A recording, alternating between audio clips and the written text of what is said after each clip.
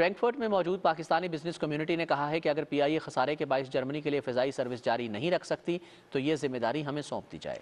Frankfurt से पाकिस्तान की कौमी एयरलाइन पीआईए की फ़ज़ाई सर्विस खत्म करने के खिलाफ जर्मनी में मुक़ीम पाकिस्तानियों ने शदीद एहतजाज किया है।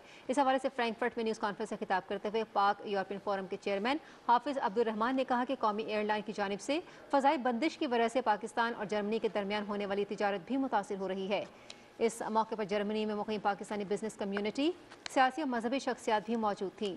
पाक जर्मन बिजनेस एसोसिएशन के चेयरमैन परवेज़ अख्तर ने कहा कि अगर पीआईए खसारे के बायस फ्रैंकफर्ट के रूट को बंद कर रही है तो ये जिम्मेदारी जर्मनी में मुक़ीम पाकिस्तानी बिजनेस कम्युनिटी को दी जाए। हम इस रूट को खसारे से निकालने के साथ साथ मुनाफा बख्श भी बनाएंगे।